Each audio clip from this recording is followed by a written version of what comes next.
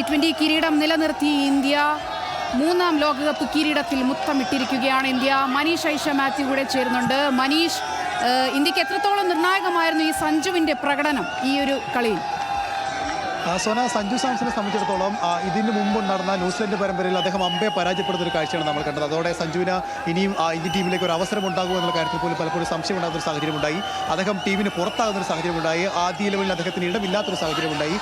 പിന്നീട് സഞ്ജുവിന് ഒരു അവസരം കിട്ടുന്ന നമീബിയക്കെതിരെയാണ്. അത് അഭിഷേക് ശർമ്മയ്ക്ക് വയ്യാതായതിനെ തുടർന്ന് മാത്രം സഞ്ജുവിന് ഒരു അവസരം കിട്ടുന്ന സാഹചര്യത്തിലേക്ക് കാര്യങ്ങൾ മാറുന്നു. അവിടുന്ന് കഴിഞ്ഞ ശേഷം സഞ്ജുവിന് പിന്നീട് ഒരു അവസരം കിട്ടുന്നില്ല, അല്ലെങ്കിൽ സഞ്ജുവിന് ഒരു അവസരമേ ഉണ്ടാവില്ല എന്ന തരത്തിലേക്കായിരുന്നു കാര്യങ്ങൾ പോയിക്കൊണ്ടിരുന്നത്. പക്ഷേ അവിടെ നിന്നാണ് ഇന്ത്യ നിരന്തരമായി ടോപ്പ് ഓർഡറിൽ ഇടതു ബാറ്റർമാർ മാത്രമുള്ളപ്പോൾ പരാജയപ്പെടുന്നൊരു സാഹചര്യമുണ്ടായത്. അതിനെ തുടർന്ന് ഇന്ത്യയുടെ മാനേജ്മെൻറ്റ് ഒരു പരീക്ഷണത്തിന് തയ്യാറാക്കുന്നു. അതായത് സഞ്ജുവിനെ മടക്കിക്കൊണ്ടുവരാനും ഒരു ലെഫ്റ്റ് റൈറ്റ് കോംബോ ക്രിയേറ്റ് ചെയ്യാനുമുള്ളൊരു തീരുമാനം ഇന്ത്യ മാനേജ്മെൻറ്റ് എടുക്കുന്നു. ആ തീരുമാനമാണ് ഏറ്റവും നിർണായകമായത്. ആ തീരുമാനത്തിലൂടെ സഞ്ജു വീണ്ടും ഇന്ത്യൻ ടീമിലേക്ക് മടങ്ങി വരുന്നു.